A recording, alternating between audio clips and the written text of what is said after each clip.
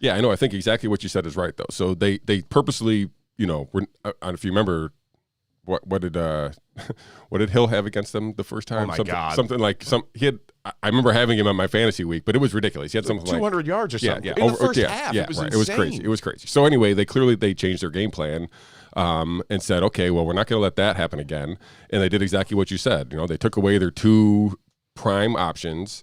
And again, I do think that Mahomes, because he was affected by that toe, he was unable to give himself just a couple extra seconds or even a second or so to avoid what you were saying, to let Hill break free. But it never happened. Not the whole game. They had 3 field goals, right? So no touchdowns. Yeah.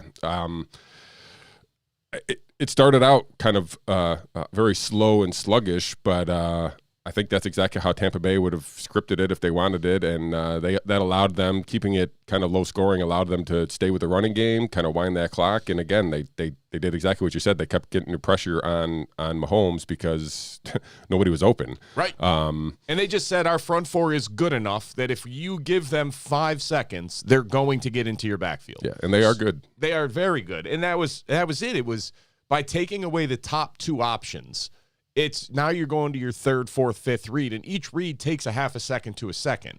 So every time that clock ticks, now you're getting in. So I thought it was a brilliant game plan, and Todd Bowles deserves a ton of credit for what he did. And also the offense. Byron Leftwich had a great game. I never know how much credit to give the offensive coordinator for Tom Brady. Right. Even Leftwich doesn't take any credit. Remember, he said, he was like, well, I'm only coming here because Tom Brady's here. I don't have to do anything. Basically, I'm just holding his playbook. Right. It's like, so everybody else knows what's going on. I'm just like the communicator. Do what Tom says, guys. Yeah. Do what Tom says. So, but it was the same thing. They had a very balanced attack. It was a lot of run the ball, play action, run the ball, quick pass, screen. I mean, they did a great job of keeping the Chiefs. And Chiefs have a very good defense. They just kept them so off balance the entire game. They couldn't clue in. Yeah. So I'm hoping that Brian Dabble was paying attention in that game and that maybe our local Buffalo Bills could incorporate an occasional run before the 4th quarter next season.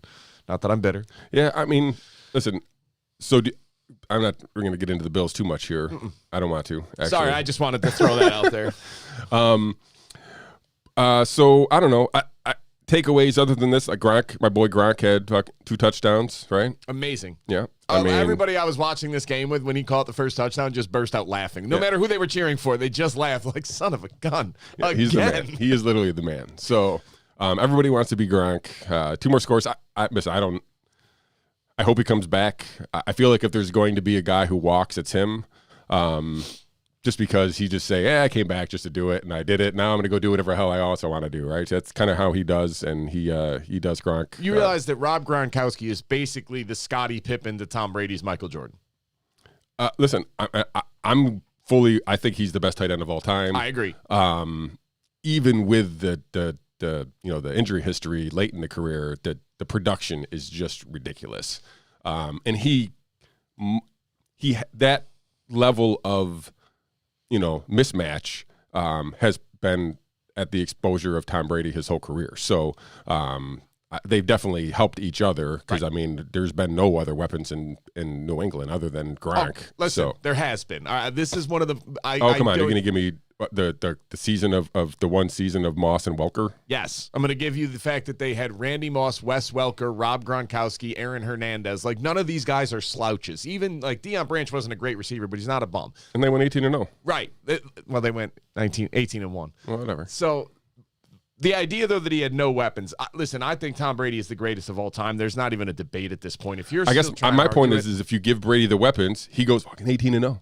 Well, he had the weapons, and even early on, 18-1. Sorry, in the years that they were like quote unquote, oh look at they don't have any of the skills. Like you have Rob Gronkowski and Aaron Hernandez, who like personal issues aside, they had 2 of the same guy that were unstoppable to throw to. And this is I don't know how it tracks after this season, but when Rob Gronkowski retired out of New England, he had a yards per attempt of 10.1.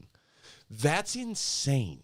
Every time you threw the ball to Gronkowski, statistically speaking, you got a first down, whether he caught it or not. Like, just throw him the ball and you were going to get a first down. Yeah, listen, I've heard safeties, retired and playing, where like he's the biggest mismatch that we've that there is. Like, he's too athletic, he's too big, and he catches everything. His hands are great. So imagine that guy running at you with a full head of speed, and you're like a 5'11", 195-pound safety. If even you're pure muscle. Listen, I like to remember Robbie Gronkowski like I did when he was 8 years old when I knew him. So not when he's my boy. But my point on the Pippen analogy is this: Rob Gronkowski is phenomenal in and of his own life. It would have had a great career. Never would have had the success that he's had without playing with the greatest of all time. But Tom Brady, Michael Jordan also never would have achieved the heights they did without having that 1B player. It's not even a number 2. It's a 1B. On any other team, that guy is the star. He is the best on the team. It's just because they happen to play with the greatest of all time, and it was amazing to watch. Yeah. And I hate the Patriots more than any team in all of professional sports. Yeah. But it was. I have to acknowledge what they did was amazing. Yeah. Yeah, I mean, obviously I've always, because I've known the Gronkowski family from back before they were known as Gronk Nation, I've always, they pulled at my heartstrings, so I'm always rooting for them, even though they played on a team that I don't root for. So another person I never really rooted for, but I can't really take away the fact that, is Tom Brady the best football player of all time? Yeah. Football player, regardless of quarterback, football player, the best football player, yeah? Tom Brady has more Super Bowl rings than any team in the NFL in history. He has more than any team does in history. Yes. He's the greatest there ever was. Yeah. Yeah, I agree. I've always found it hard to compare eras in the NFL because guys like Jim Brown were so dominant, but the game was just not the same thing it is now. All right, listen, Jim Brown, I'm not taking anything away from the guy. What he did was remarkable. But let's put things in context. Listen, it's a different era. It's not even that it was a different era. Jim Brown was 6'4", 240 as a black male going up against a bunch of 5'9", $180 white dudes. Like, come on. Of course he was dominant. Look who he was. He was a freak. That's the difference of the era, It right? was unbelievable. What he did was amazing. Right. I think a lot of the stars from past days, if you translated, gave them the proper diet, nutrition, everything else, they would translate in and they would still be dominant. Michael Jordan, like Roger Staubach, if you want to go back, Joe Montana, all that. Jim Brown's the only one where I go, I'm not sure that translates, because I do think some of it was just because he was so much bigger, so much faster. Yeah, there's some Wilt in there too, right? So Wilt was kind of that way. He was a man amongst boys for many years before the league caught up to him. But I don't want to take anything away from Jim Brown, but let's be honest about what it was. I only say Brady can. I think the NFL has become a quarterback league, and because of that, it makes it easier to hand the baton or the crown to Tom Brady as the best football player. But I mean, I watched Jerry Rice. He was unbelievable. I think he made Joe Montana more. They were more of like the 1A, 1B in reverse here. That's fair. So there was some great players, but because the league is so dependent on quarterbacks, and I'm not sure. Maybe you were part of the discussion a year or so ago, maybe 2 years ago, who was better, Belichick or Brady? Who was more? I've been on Team Brady from day one of that. But I don't know if you remember, there was a point where we were trying to determine who was more responsible for the success of the Patriots, right? The coach, Bill Belichick, or Tom Brady, the player quarterback. I tend to agree with you in a sense that I tend to lead with the players on the field, and I don't know. I saw Belichick be a coach for the Browns, and they, went to the playoffs. And he was good. They were good, right? So I'm not trying to dismiss how good and important Bill Belichick was to the success of the Patriots, but I think if you're going to give an edge, I give the edge to Brady. And I think this Super Bowl kind of nudges people who have been in that camp to kind of give one feather in the cap and be like, okay, well, the Patriots didn't even make the playoffs, and Tom Brady won the Super Bowl. I'm not even taking anything away from Bill Belichick as a coach when I say this. They weren't going to make the playoffs this year almost no matter what. Their cap situation is a nightmare. They had to pay Cam Newton $1 million to come and throw balls in the ground. They have no money to spend this season. It'll get better next year. So this was kind of the year that they knew was coming based on the decisions they made when they went all in to win the championship in previous years. Nothing wrong with that. But let's call it what it is. If you had to decide who's going to be more responsible for the ridiculous run that they've had, it's Tom Brady. And here's the analogy, I guess. I'm going to go back to my Michael Jordan analogy because, in my opinion, no disrespect to LeBron. Let's see what happens when his career's over. But for right now, until that's over, I'm going to continue to call Michael Jordan the greatest of all time in basketball. So, Michael Jordan's the greatest of all time. Who was more responsible for their success, him or Phil Jackson? Oh, Michael Jordan. Right, sure. and that's Phil Jackson is the greatest coach ever, went on and won multiple championships. It's not taking anything away from the coach. Sure. It's that you are playing with Tom Brady is a once-in-a-lifetime quarterback. Like, this guy just gets it done every single time. I can't stand it. Like, I hate admitting this. I hate acknowledging this. I hate realizing this, and I denied it forever. I was a big Peyton Manning over Tom Brady guy forever. And then one day I got smacked in the face with reality, and I was like, yeah, it's not even close. Yeah. I can't think of another way of saying this. Bill Belichick is a phenomenal coach. No question, no arguments, nothing. As far as without Tom Brady, does Bill Belichick have 6 Super Bowl rings? My answer is no, he doesn't. He probably has 1 or 2, which is still remarkable for a coach, but he doesn't have 6. Without Bill Belichick, I don't know that Tom Brady turns into Tom Brady. But once he did, then you could have taken Belichick out, and he still would probably have at least 4 or 5 Super Bowls. Yeah, and like I said, football, there's a lot of moving parts in any given play in a football game. So, but the league has just become geared towards quarterback play. It's the most important this guy's doing sports. Yeah, oh yeah, for sure. And this guy's done it better than anybody else. So that kind of he has been in the Super Bowl half of the seasons he's played. This is not basketball where there are 5 guys on the court and 7 total that play. So if you have LeBron, you can kind of expect that. If you have MJ, you can expect that. Steph Curry. This is football, and not baseball, where there's 9 guys on the team, and if you got a superstar, it can make a huge difference. This is legitimately a sport where 33 different people are on the field, 22 predominantly for most of the game. One guy made that big of a difference. Yeah, and I don't know if you know off the top of your head, and I don't, but I'm guessing that he's been to 10 Super Bowls. Who's the next guy? Like Robert Horry. Robert Horry. He's on the list. Sorry. But I'm trying to think, like, only because Roethlisberger's been to 4, I think, and he's got to be near the top of the second place. If whoever's playing for second place, he's got to be right near the top of that list. So, like, are you talking quarterbacks or positions? Yeah, quarterbacks. Oh, okay. Just in general, quarterbacks who have, it's got to be him. Jim Kelly played in 4. But Troy Aikman played in 2, maybe 3. Montana played in a bunch. Terry Bradshaw. Like, he's so far beyond. Right. It's amazing. Right. I hate admitting this. Yeah. It's a gigantic gap. He's the best. Like, all the Joe Montana fans out there, just, bite the pillow and just do it over. So let it go. And here's the thing. Yeah.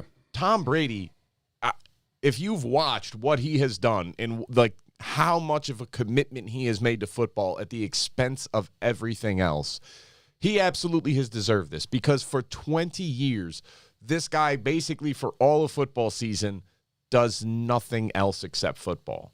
Like, he's not a good husband. He's not a good father for those months. And he like, the sacrifice that it takes to be truly great at something, you can see it in him of how much. Now, look, I'm not crying any tears for the guy. He's married to a supermodel. He's got a great life. He's got a great family. Good for him. But think about how much time you are devoting every single week to your craft to become this good. That being said, I'm sure there are other people who commit and they just don't have the talent or the, X factor. Yeah, whatever it is. Because he doesn't have that much talent. You and I both are aware of, like, physical traits. I mean, listen, he was a backup quarterback in college. Right. Like, he was never this. He's not Patrick Mahomes. Patrick Mahomes is a physical specimen that, even in this game yesterday, you saw it. I've never seen a quarterback able to throw like he is, where he is diving to the side, going to land, and he's throwing sidearm, and the ball goes on a rope 25 yards. He threw it so hard that the guy couldn't get his hands out of it. Like, on a straight rope, hit the guy in the face. Like, that's how accurate and hard he threw this ball while diving, having a guy grabbing his legs, and just his arm flung it. It is amazing. Tom Brady on his best day in his prime couldn't have come close to that throw. No, he's fallen down 5 seconds ago. Right. It's just he's not fast. And listen, his arm, he still zips the ball Sure. Brady, I mean, it's still impressive at whatever he is. NFL quarterback. Sure. They can all throw the ball hard. Like, I know, even the guys that we joke about not having a good arm, if you and I went up against him, he would embarrass. Like Blaine Gabbert would embarrass us. If you put me and Tim Tebow on the field, I would look like the quarterback. I promise you. All right, I guess for every rule there's an exception. What other Super Bowl takeaways do we have? Anything else? We think Tom Brady's coming back, yeah?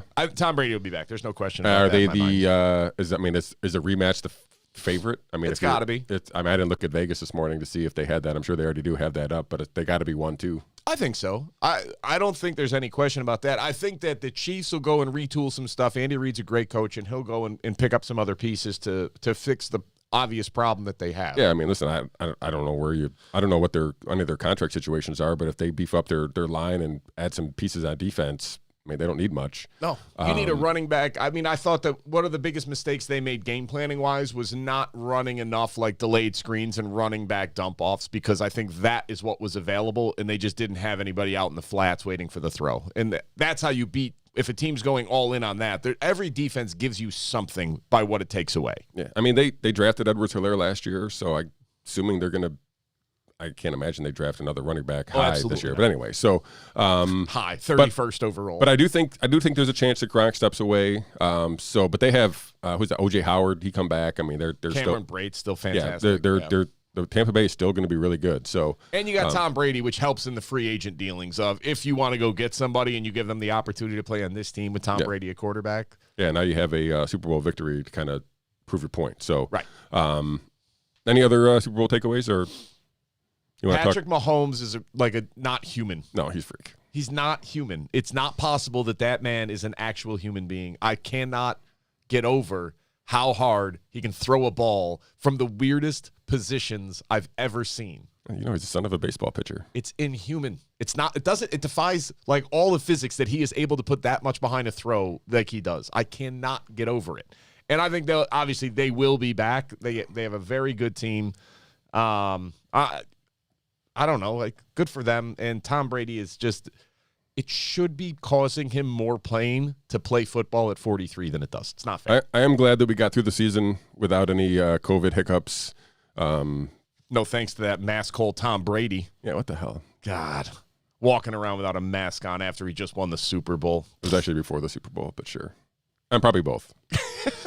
Good for him. Whatever. Another person, you mentioned people who you didn't think were human. What about Elon Musk? So I don't know if you guys heard that Tesla decided to, diversify their portfolio, if you will, and add $1.5 billion worth of Bitcoin to their holdings, and said that they were going to offer some of their vehicles, if not all of their vehicles, for purchase with Bitcoin. And immediately Bitcoin's price went from something like $39,000 to $44,900 in like 40 minutes. I know that you don't do like investing for a living, but that's a good day. Yeah. I mean, I just look at the green on the things. Green is good. That's true. Green is good in Bitcoin. Green is good in DraftKings. So I'm always constantly looking for color greens. And there was a lot of green today on Bitcoin. So, I still have it up. Where are we? Still up 40? 42.9. 42 now. So it's dipped back quite a bit from the high, but it did hit 44.9 at one point. Does this kind of just show the power of Elon Musk? We touched on a little bit last week how Elon Musk likes to tweet out stuff about Dogecoin too, and that thing's like at 8 cents. It was below a penny, it's like the funniest thing in the world. Month ago. I don't know this. It was 10x. I don't know this hold that he has over people, but as soon as he comments on anything, it just goes through the roof. So I have more friends than I thought. I forgot that who have Tesla stock, and I always tell them, like, listen, it is gold until he dies, right? Because as soon as he is not, whenever he leaves this planet, whatever he is holding is crashing to the ground. He's amazing. I don't even know, but he's a one-man gang. I mean, he's literally like, there is no Tesla $800 Tesla stock without Elon Musk. Oh God, no, not close. But and there's no 8-cent Dogecoin. There's no Tesla without Elon Musk. And it wasn't originally his company. Like, he took it over from the guys that started it. But the reality is they couldn't have done it without him, because it's his ingenuity. It's his relentless drive for this. And he's another one. Listen, I think he's got 5 kids or 6 kids now.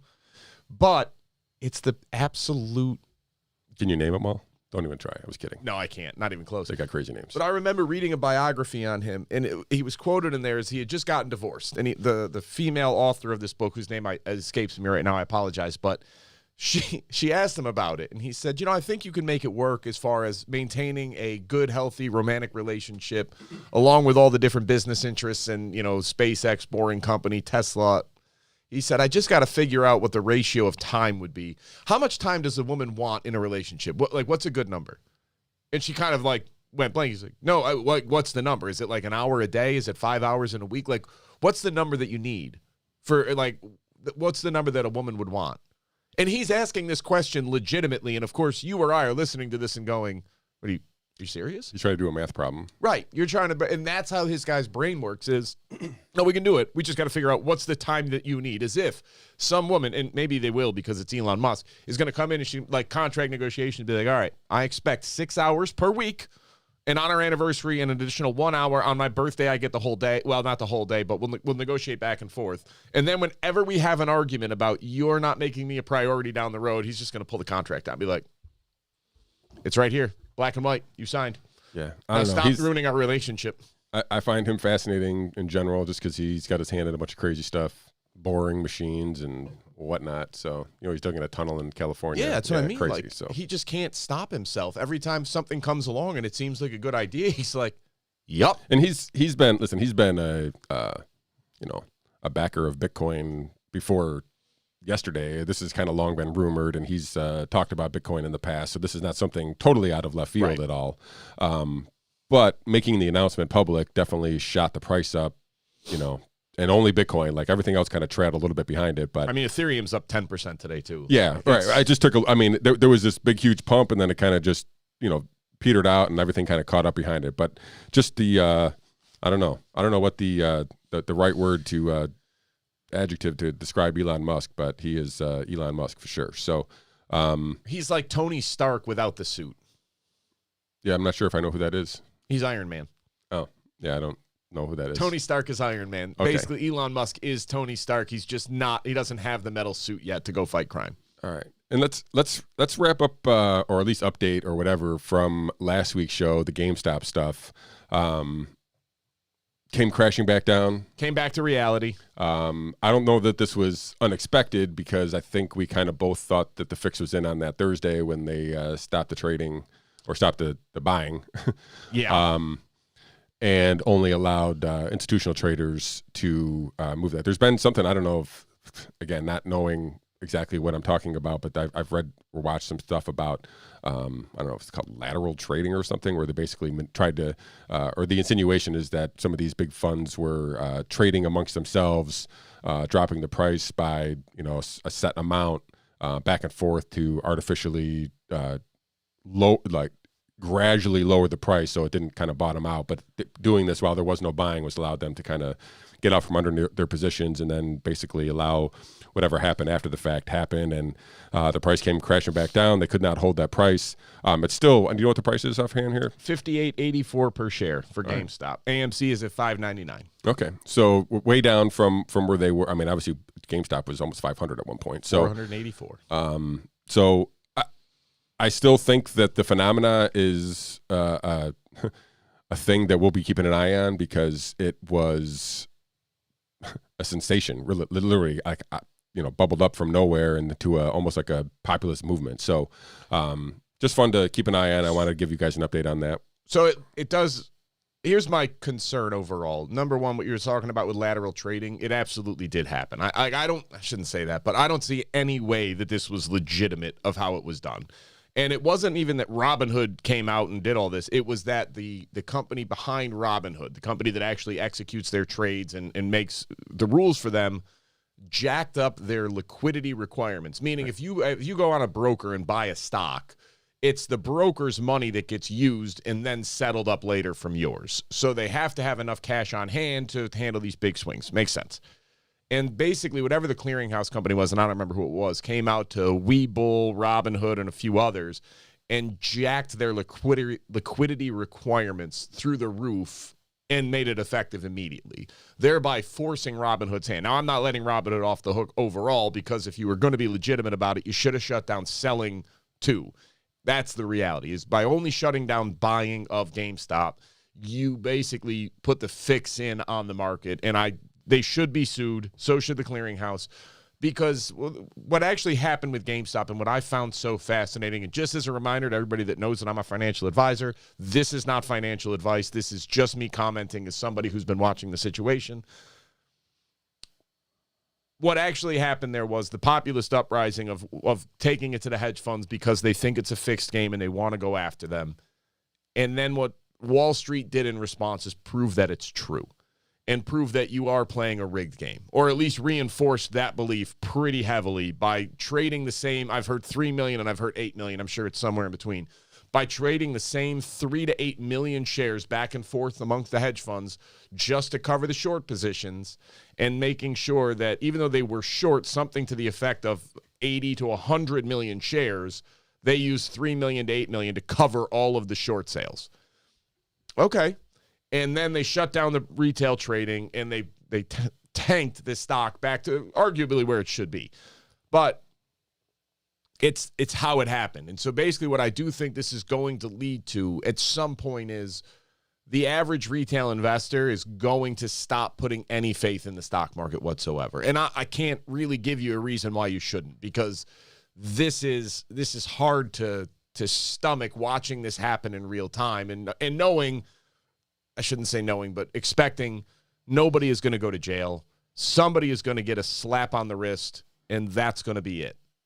That's it. They're going to get a small fine, even though the fine will sound large. They're going to fine them like $1 billion. But by doing this, they saved $20 billion. Yeah. Like, they're going to do it in a way. It's the same thing with J.P. Morgan getting fined $1 billion for manipulating the future prices of silver and spoofing contracts. Like, they stand to make trillions of dollars through this, and you fine them $1 billion? Yeah. Like, you're not trying to stop the behavior. The SEC exists to stop naked short selling above what exists in this. Meaning, you aren't allowed to sell short more shares than exist. You're not allowed to do that. It's one of the main reasons the SEC was formed after the Great Depression, was to stop investment companies from selling without owning more shares of a company that exists. What happened, SEC? You got one job. What happened? How was this allowed to happen? And the reality is because it's just this good old boys club of handshakes and backroom agreements where all the wealthy people just bail each other out. And all it did is reinforce that stereotype.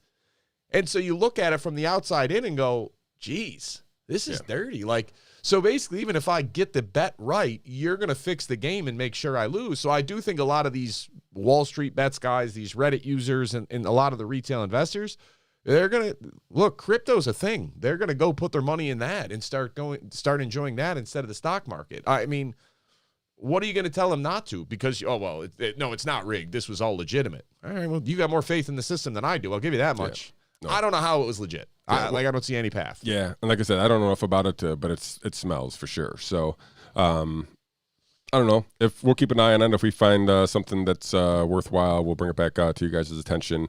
Let's shift a little bit to local politics here, if you will. That sounds fun. I think we have a winner. You sound really confident. In the last undecided, now certified U.S. congressional race, hit the drum roll. Claudia Tenney is has been certified the winner by, I believe, like 109 votes, 110 votes, something like that, out of like 325,000, 350,000. So congratulations for now, I think. I don't think that Brindisi camp or the campaign there or the Democratic committee will give up without a little bit more of a fight. I'm not sure what else they have left to do other than some kind of court, injunctions and hearings and whatnot. So they're trying to undercut the will of the people? Sounds like it, yeah. They're trying to make sure every legal vote is counted. That'll happen. So I think we finally have, for those of us here in large parts of Central New York, representation at the federal level. So congratulations to all you people who live in New York 22. I don't really have any great takes or takeaways from the win itself other than the red wave. The red wave continues. I mean, minus the president. Yeah, that's not. But here, weird. This is another example of where, I don't think anybody thought. I think Brindisi was a few point favorite. He was. There, and here we are. It's more. It lends more credence to the questions surrounding the potential for fraud in the election of everywhere in the country, with the exception of like the 5 spaces that needed to go blue, seemed to go surprisingly red. Everywhere else, like, I'm not telling you there was fraud. Please don't misunderstand what I'm saying. I'm not accusing anybody of anything. Actually, that's not true. Both sides cheat. Welcome to the real world. I'm sorry if that's earth-shattering for you, but they both cheat all the time. So regularly, it's amazing. But if you're looking around the country of all the House seats that went red, like they thought Lindsey Graham's seat was in play, and whoever the challenger was got just shellacked. Like all of these things that they were saying, like, oh my God, it could happen. It didn't come to fruition, like anywhere. So, except in like the 5 or 6 districts that would be required for a presidential win. So, I don't know. I don't care anymore. Well, is that bad? No, but I sent you the article about time, so I feel like this is a good time to talk about that. Oh God. For full disclosure, I still have not read the entire article. I read the first. I don't know. I read it. I know. You're a better person than I. I read a lot of it. It's a long article, but it's a Time article. The title is "The Secret History of the Shadow Campaign That Saved the 2020 Election." This was getting shared quite a bit on my timeline, and I kind of wanted to share it with you guys. So if you haven't read this, let me see if I can. Maybe I can. Yeah, I'll share the link here in the chat because I'm cool like that. And I want to kind of read one section of this that I think might be, there you go. I put the link in chat there, guys, that I kind of wanted to read. It's one paragraph here. If I can find it. Well, what were your takeaways from the article? And then I'll read my section here when I get to it.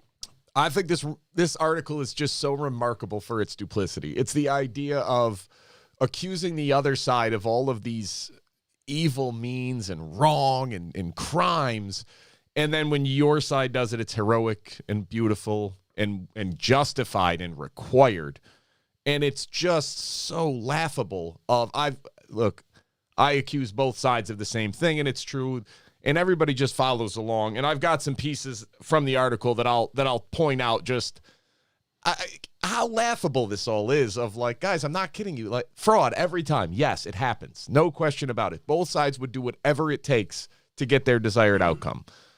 I don't know what to tell you, but politicians play a very dirty game, and this is par for the course. But now the reporters that are supposed to be reporting on it, every side has, like, all reporters have chosen a side, and the coverage gets laughable as a result of, like, the mental gymnastics you have to play to condone one side and like call out the other is hilarious, and it's only going to get worse. But go ahead and read your part first. Let me read this. So this is, I don't know, 4 or 5 paragraphs down, maybe 5, a little bit longer. So and this is, the journalist or the author of the article is kind of laying out the general sense of this before, and this is kind of the last paragraph of that setup. She goes, "That's why the participants want the secret history of the 2020 election told." So this is a telling, I guess. She's the mouthpiece for the participants in this. So that's why the participants want the secret history of the 2020 election told. Even though it sounds like a paranoid fever dream, a well-funded cabal of powerful people ranging across industries and ideologies, working together behind the scenes to influence perceptions, change the rules and laws, steer media coverage, and control the flow of information. They were not rigging the election, they were fortifying it. And they believe the public need to understand the system's fragility in order to ensure the democracy in America endures.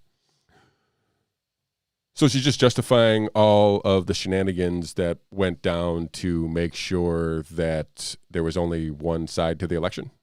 It's amazing. And just like flat out justified it right there. Like basically just sold it as like, hey, we did this for you. You're welcome. My God. I mean, we had to do all of these things for you guys to protect, not rig. They're rigging. We're protecting. All right. Let's not pretend like those are the same things. Yeah. At all. And so I, like I said, that kind of took me, The architect here, I thought this is some notes here, Mike Podhoser. I guess he's the president of the AFL-CIO. Go ahead, Mr. Hussong. So this is direct. I'm going to quote a few things from the article, and then we can comment on it. This was not his usual purview. For nearly a quarter century, Podhoser, senior advisor to the president of the AFL-CIO, the nation's largest union federation, has marshaled the latest tactics and data to help its favored candidates win elections. So this time he was using his powers for good. Even though for 25 years he's basically been rigging elections to get the person they want to win. But this time it's different. Or the same. Well, that was lucky. Thank God. Yeah. He just decided to not use these dirty tactics that he's been doing for 25 years. But this election, because the call was too high, the morals were too big, and there was too much at stake. Had to call in the big guns. Thank God. And they talk about this alliance between like the unions and capital, and how this was a bipartisan thing or a cross-partisan thing, or parties or Republicans and Democrats alike were there to kind of help us save ourselves from this idea that our elections were not what they appeared to be. I have one more little statement all the way at the end here, but if you have something else you wanted to go ahead. Go ahead. All right. Go ahead. You go if you got yours up. Go ahead. It's almost at the end here, so go ahead. All right. So one of the things the article accuses Donald Trump of is like trying to play the electoral college, like not listening to the will of the people, but just trying to sway specific districts and focus on those to undermine the overall. And then in the same article, it's talking about this pod group or whatever it is. In August and September, it sent ballot applications to 15 million people in key states. Wait, so it's bad when Donald Trump does it, all right? That's rigging. But when we do it, that's just trying to make sure the election is fortified from his duplicity. Cool. Yeah, that makes total sense as long as you don't think about it at all. Yeah, and this was my quote I'm going to read is kind of in reference to how all these factions came together and how one couldn't survive without the other. But here's the quote I'm going to read. The truth is neither likely could have succeeded without the other. And this is a quote. It's astounding how close we came, how fragile all this really is, says Timmer, the former Michigan GOP executive director. It's like when Wile E. Coyote runs over the cliff. If you don't look down, you don't fall. Our democracy only survives if we believe and we don't look down. Like he actually said that out loud. That's amazing. It's like, yeah, just don't look. It's and everything's fine. Yeah. If we don't look, nothing to see. Don't look over here. I mean, I don't know. I guess I see why the article was getting a lot of traction in my time feed, but it was crazy, man. I don't know. All right, so one of these group members, I don't remember who this was, Bassin, vented, no match for what Trump could offer. Of course, he's going to try to offer them something. Head of Space Force, ambassador to wherever. We can't compete with that by offering carrots. We need a stick. So just to be clear, Trump's a bully. He's going to coerce people into their action, so we need a stick to bully them into not being bullied. That makes total sense. Again, just don't look down. Run out over the cliff, never look down. Yeah. And this is my favorite part. Earlier in the article, all right, so they're worried that Trump's going to offer all these positions to these people to try to bribe them. Mark Zuckerberg invited a bunch of people over, 9 civil rights leaders, to discuss the suppression of misinformation on social media. One of these people was Vanita Gupta. It took pushing, urging, conversations, brainstormings, all of that to get to a place where we ended up with more rigorous rules and enforcement. Guess who was nominated as Associate Attorney General under Joe Biden? Oh, just tell us. It was Ms. Gupta herself. Yeah, shocking. So thank God it was only one side playing dirty and offering those promotions and those positions. Otherwise, my God, you might think the whole system was corrupt. And the plan, they called for a big day of celebration to celebrate Joe Biden's victory, and therefore they weren't going to sink to Donald Trump's levels. They were going to, a few days after the election, when they knew Joe Biden was going to win, they just had a feeling it was going to work. They saw the numbers, and they planned a day of celebration. The planned day of celebration happened to coincide with the election being called on November 7th. Shocking. Weird. Well, Oh, my God. What are the odds? In hindsight, pretty good, actually. 100%, as it were. This is listen, this is the problem. It's a joke. And they know it's a joke. And, I mean, the quote about don't look down because democracy works as long as you don't look at it basically is them admitting and acknowledging we're doing all this dirty stuff, but when we do it, it's good. When the other side does it, it's bad. And please don't misunderstand me. The Republicans would tell you the exact same thing. It's good when we do it because we're protecting you. All right, well, you're both a bunch of cheating, what's a right word? Bad people. Let's just go with that because otherwise I'm going to curse. And you're doing the same thing, and I love the hypocrisy of calling out the other side for it while ignoring it when your own side does it. It's my favorite part of American politics. And some of this is like there's like, yeah, well, even the folks on his side who didn't like him, they were in on it too. So I mean, they brought in a bunch of people too that they were like, I don't know. Like I said, you're right. Like I said, if it was the other way around, they would be dragging in like, hey, this was a unified effort. We all did it for your benefit. It's hilarious. Yeah. And listen, I've been saying this for 4 years about Donald Trump, of what he is getting called out for is not some remarkable new thing that we have never seen. Like, well, he's putting kids in cages. Like, well, he wasn't the first one to do that. I'm sorry, but we know that Barack Obama was president when they were built and when they started being used. Okay, fine. What was the other one? Oh, he's bombing Afghanistan. Like, yeah, again, this isn't new. Look at that phone call with the ambassador of Ukraine where he tried to exert personal influence. Like, listen to Joe Biden's speech from 8 years ago where he said the same thing. There's enough stuff to bash Trump on. Right. But you don't have to do those or the investments in hydrochloroquine, the $100 investment. That was the funniest allegation or ever. the mercenaries, the Russian mercenaries or whatever. It's like this is going on for every president, and they just call out the ones where they want, And my thing has been for 4 years of, hey, look, if that's the new standard, I'm in, because I would love to hold every president to this standard. The reason I'm not standing beside you and clamoring for it is because I think you're full of it. And I think that when you get this guy out of office and your preferred party is back in power, you're going to turn a blind eye again. And let's just call it what it is. It's exactly what's happened. I mean, there are so many skeletons in Joe Biden's closet. There are so many things to be concerned about with Joe Biden, so many glaring red flags and warning signs, and we collectively have decided to just look the other way on every single one.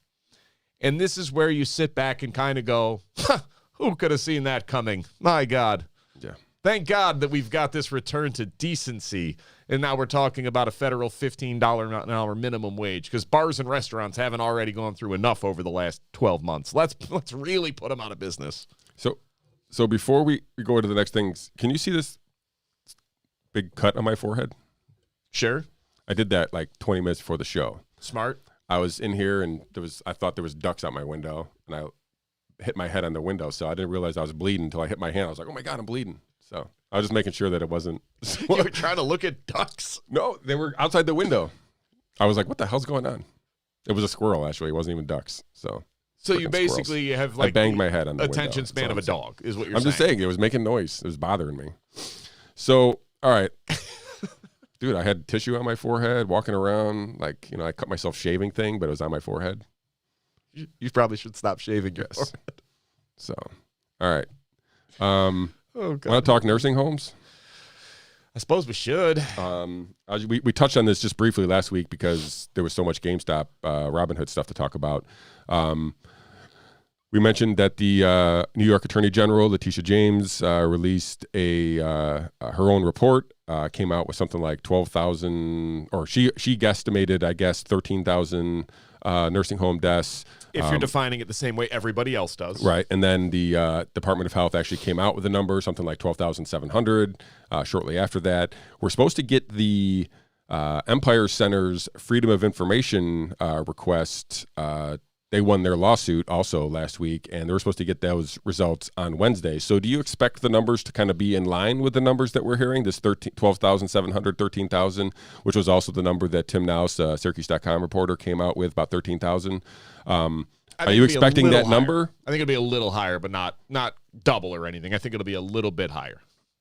That's do you think like just between 13 and 14? Okay, would be my guess. It's going to be somewhere in there. Because I wonder, even with this number, if we'll ever really get the full story, because, you know, who knows what they've been doing with this data. Oh my God! This is just a lesson in political manipulation and intimidation by Governor Cuomo. Of like, if you're not upset about this, it's because you're not paying attention. There's no way to justify what has happened. And just to like recap it, and look, some of these dates might be a little hazy. I haven't looked at this data in a few weeks, but on March 25th, Governor Cuomo signed an executive order stating that no nursing home in the state could ban a person from entry or re-entry based on a positive COVID test. So that was the executive order. They were worried about hospitals becoming overwhelmed. They were worried that people were just gonna not take their nursing home residents back and keep them in the hospital, and that was gonna cause bigger and bigger problems. So what actually happened was they got sent back to the nursing homes, and of course the nursing homes, one of the administrators actually sent an email to the New York State Department of Health saying, we don't have PPE in the nursing homes. This is going to be bad. We don't have it. We need it. And they sent him back like a standard PDF indicating how the proper usage of PPE should be worn, like some stock photo thing that they have saved to hand out. So he wrote back again and said, no, I don't have it. We don't have any in the nursing homes. And this guy represented like 4 or 5 different nursing homes in the area. He said, we don't have it. We don't have gloves. We don't have masks. We don't keep that on hand in anywhere near the levels that we are going to need moving forward. What are we supposed to do? And Andrew Cuomo, when asked about it, said it's not our job to make sure the nursing homes have PPE. It's their job, their responsibility. It's on them. Around the same time, Andrew Cuomo pointed out that if the COVID got into nursing homes, it would be like a fire spreading through dry grass. So when he was asked about this a few weeks later and said, hey, what's going on? He didn't really say anything back. He said it's not happening. Okay. Why? And he said, like, well, they need to get the PPE. If they can't handle they need to get the PPE, and that's not our job. That's their job. All right, fair enough.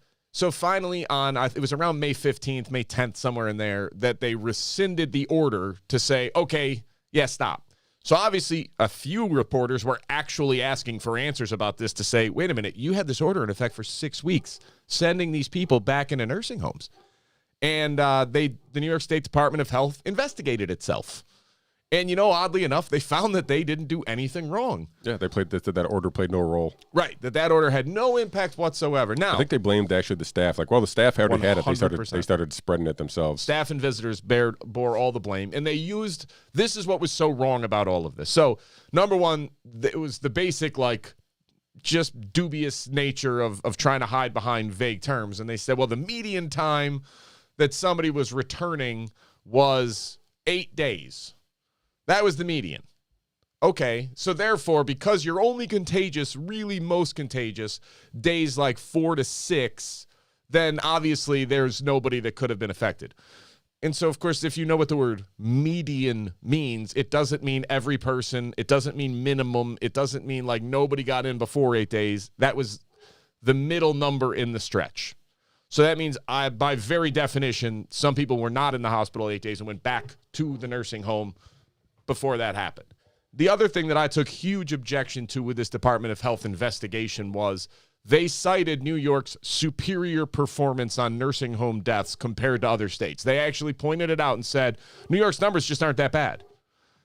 Like, yeah. What? Yeah, and that's the other thing, too, is, you know, Cuomo multiple times in multiple press conferences cited the state ranking of nursing home deaths. One time it was 35th. I think one time it was 39th. I don't know, multiple times. And in all reality, I think Bill Hannon did the readjustment, and now that's like 13th, right? So, and we don't even know if that number is still, like I said, we might get a better number on Wednesday after the information is released from the Department of Health, I think mandated by the Freedom of Information request. But it's not what we were sold back in April and May for certain. And like I said, I think we kind of joked about it. It's like, okay, well, if we if we got the nursing homes so right back then, what were we getting wrong everywhere else, right? So, right. Well, we know the answer to that now too. Right. But even to that point, even when this was happening, you and I were discussing it on the show how we were counting nursing home deaths differently in our state than anywhere else. Yeah. So you're going to tell me that Dr. Zucker, the head of the New York State Department of Health, was unaware of that fact, that he didn't realize we were counting deaths differently, that we were counting deaths only if they died in the nursing home, and everywhere else in the country was counting deaths if they left the nursing home and died in the hospital. But you put that point in as if that was an apples-to-apples comparison in the report to show that New York State that nothing happened. And then the kicker to all of this was, well, that wasn't even really the rule. I'm sorry, what? That executive order. No, that was only in the event that hospitals became overwhelmed, and hospitals never got overwhelmed, so they never should have done it. And it says right in the law that nursing homes can only take care of people that they can actually take care of. So if they took people without proper PPE, that's on them. Okay, Real quick. 6 weeks you were asked about this order. Guess how many times you brought up the fact that that wasn't really the rule? Zero. So that was your understanding all along, and you never thought to say it one time over the previous 2 months, and I was expected to just believe this? Come on. This is so disingenuous, it's laughable. And the problem is they know that we are so hyper-partisan right now that if you happen to be a Democrat, you're going to believe it. I shouldn't say all, 7 out of 10. You're going to be like, yeah, guys, no, it wasn't that bad. No, it was. It was worse. Yeah. The cover-up was worse than the crime. The order you could justify because hospital overwhelming was a very legitimate concern. You cannot justify 6 weeks of it, and you cannot justify the manipulation of data to cover up after the fact. It was wrong. Yeah, and this is the whole thing. I think this is when Bill Hannon was on our show, I think it was episode 14, when he was on our show, and he was basically saying, hey, if we get another surge, we need this information to know which, how to react, where there was a problem. And I think there was enough awareness, it wasn't just us talking about this there, but there was, people were paying attention to this when it came winter and this surge, and people were you could see that the nursing home deaths were still a thing. And even here locally, the executive was reporting nursing home deaths as a total, not any kind of breakdown, but just saying, hey, we had this many nursing home deaths. So everybody knew it was a thing, and yet we didn't have the actual numbers to actually better, use those numbers to better implement mitigation efforts. And who knows if that impacted, but it had to have. I mean, again, I think most people knew there was a problem with nursing homes anyway, but the fact, and like I said, just the whole nature of the underhandness of it, of just, again, counting them differently and then not giving out the information. Even if the numbers were good, information request. And if the numbers were good and he all knew it, like, he would be screaming these from the mountaintop, being like, "Look how great I was." I mean, he did it anyway, and he wrote a book. Listen, he has a New York Times best-selling book, and I don't know one person who bought it. Yeah, you know what that tells me? That you know who bought it? Some PAC. Some political action committee brought 1 million copies, and Andrew. Oh, what are the financial terms for that book deal, by the way? We don't know those. Oh, right. We still don't know those because he didn't disclose them. Oh, weird. Yeah. It's some people might consider that to be concerning. You don't know what you got. All right, cool. Listen, I'm not clamoring in the streets for it, but if you're going to be upset with one side, be upset with both, because this is the dirty game that both sides play, and to deny it is to allow the party of choice to do whatever they want with no culpability, with no responsibility, with no accountability. Like, this is nuts. And we do know now what happened in New York and why the death toll was so high. It's because we handled it incorrectly. We did. And I'm not blaming anybody, but it turns out that putting everybody on a ventilator and jacking it up to the max flow was not the right move. I get why they did it in the moment, but it was wrong, and that cost people their lives. It did. There was people that didn't need to die, but it was brand new and we didn't know. That doesn't make their deaths any more or less meaningful. It just is those same people, if that were to happen now, would not die because our treatments are so much more effective and so much better, especially for the people under the age of 70. Yeah, I'd like to think that this is going to, impact him politically. Like, I'd like to see the Democrats just nominate somebody else, right? And just kind of nip it in the bud before, they just hey, this is not our guy anymore. So I just find that completely unlikely. So he's still denying it. He's saying it's a political attack from the people on the right of, look, I don't care what side of the aisle you're on. This was wrong. This was blatant corruption. His attorney general is a Democrat, and she released an investigation. So it's still political, I guess. It's just a lie. It's just such an amazing lie. I would let it go if he just came out and said, you know what, we signed that order. In hindsight, that was wrong, and we should have rescinded it earlier, and that's on me. We made a mistake. We really screwed that up, and I should have been a better job of being on top of the Department of Health, and we didn't do it, and we didn't get the PPE. It was a terrible situation, and we were learning as we go. We should have done that faster. Okay. It's a mistake. It happens. I don't think you're intentionally out here trying to kill old people. At least I hope that's not how you're going to solve the Medicaid problem that you're going to come into in a few years. All right. Well, speaking of just COVID in general, we've had a quite a precipitous drop of cases the last few weeks here. It's because we're doing all these different mitigation techniques that we haven't been doing for the last 12 months. People are finally double masking. 3 times masking, and finally we got Donald Trump out, so now everybody's following the rules and doing better. And we got new rules because Joe Biden changed the rules to include nothing. It's exactly the same recommendations we've had for the last year. So do we have a suspicion why the cases are dropping? Or do you have a suspicion? I mean, I got Mr. Dr. Hussong? Doctor. Technically, that's not even inaccurate. God, I mean, kind of. Thank God we don't call lawyers doctors because, my God, they're already – I say they like I'm not one. We're not arrogant enough already. Yeah, I mean, I think it's never as simple as one thing. I think it's a combination of multiple factors. One is, as with every other sudden acute respiratory syndrome and virus, there is a seasonality factor to it. I think if you look back at SARS-CoV-1, that you saw a similar pattern of when it catches, it spreads very, very quickly, and it burns out very quickly as it goes to different areas. I think that's to be expected. I don't think that's new information. We should have been able to predict that. I think that a lot of areas are starting to change their PCR tests. I can't prove that right now, but I would venture to guess that there's more rapid tests being done that'll result in fewer false positives and more false negatives, and that the PCR tests that are still being run will have their cycle threshold reduced and therefore very significantly dropping the number of false positives that you're going to get. I would be curious to look at testing data, too, because I do think that plays a huge role in it. I don't think people are getting tested as often, but, again, I don't know that's the case. So I think it's a multitude of factors of it's a virus, it spreads, it's airborne, and we've gotten better at treating it. We've gotten better at everything else. But some of it is it burned through, and it's going to continue to happen. It may have another season. Like it could restart this spring as winter comes out. It could happen. Might not, and it could happen in the fall again when the weather starts to get cold. We could see another spike. Yeah, I'm looking at the COVID cases in the U.S. I see January 8th is the peak. The peak, 292,044 cases. February 7th reported 88,044 cases. So, I mean, it's a big drop. Huge. I mean, 31% in the last 2 weeks. It looks like another, which was on top of another 30-something% the 2 weeks before that. I mean, this thing has been just dropping off a cliff here. And for the love of God, none of you tell me that it's because of the vaccines. I swear to God. Don't do it. It's not the vaccines. I mean, as vaccinations speed up across the U.S., key COVID metrics are declining. That's the first sentence of this article, Mr. Hussong. Wall Street Journal, your boys. I'm going to go jump out of a window. On the first floor. I don't want to die. I want to get out.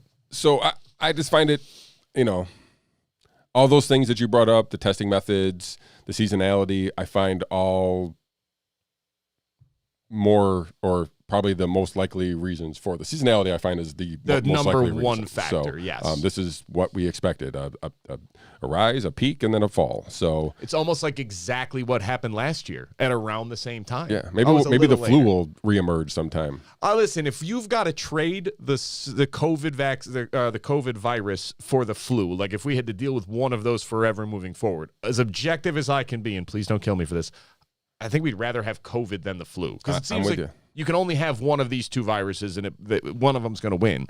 And I say that because whereas the flu actually does kill children and younger adults and is all of those, COVID is really only more deadly than the flu for people over the age 75. And it's not that I am saying they're expendable. I'm saying that it's such a more targeted protection that is offered if you have the risk limited to that.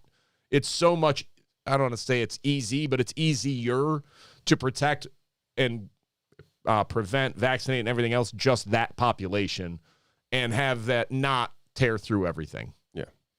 Unless we react to it like we did this year. Yeah, like this was crazy. I'm sorry. And the reason I say I know it wasn't the vaccine is very simple. They have not been able to establish that the vaccine stops you from spreading it. And they didn't even measure it the same way. Like if you just had a positive COVID test and no symptoms, you wouldn't count for the vaccine trials anyway, because that's not how they determine who has COVID. So if you took the vaccine, had a positive COVID test, in the general population, you would count as having COVID. In the vaccine trials, you would not. So, like, it's so different, and I can't contemplate this enough of people under the age of 70 getting this vaccine is crazy. Especially if you already had COVID, like, there's no reason. Yeah. I shouldn't say there's no reason, but play the odds. Like, people who had SARS-CoV-1 still have T-cell immunity in their bodies 15 years, 20 years later. So, I mean, I guess, yeah, it doesn't necessarily mean that's true, but it would be a really big surprise if it turned out that your COVID only lasted with your immunities for a few months, whereas with the vaccine, that's exactly what it looks like is happening. Not definitive yet, but just watch the evidence. And I find it funny when I talk to somebody who's gotten the vaccine or is getting it and they ask me about it, like, oh, so are you going to get it? And my answer is just no. The look of like, oh my God. Heathen. Selfish, must be a Trumper. Like all of these things, you're like, no, I've read the literature, I've read the data, and I don't think it makes any sense for me to get it. I don't see the upside to justify the risk. All right, Mr. Hussong, we have an interview in 10 minutes, so we got to jump off. Yeah, do you have anything you'd like to leave the folks with before we head out? Any Tom Brady love? Tom Brady is the greatest of all time. The GOAT. Not close. I'm in agreement. And yeah, thank God we're doing all these new things to drive these cases down. Yeah. Thank God it's just it wasn't seasonality. It was because we started wearing 2 and 3 masks, those science-savvy senators. They knew right when to release the double mask. Leading the way. All right. Like I said, we got an interview next week, so be sure to like, share, and subscribe the channel here. We've moved our live stream over to YouTube, and next week we will have a guest interview with Dr. Mindy Pelz, and she's a health expert, and we're going to discuss intermittent fasting and how that can help play a role with COVID. So that's an interview. We're going to do that right now, but that'll be on next week's show. And until then, we'll see you all then.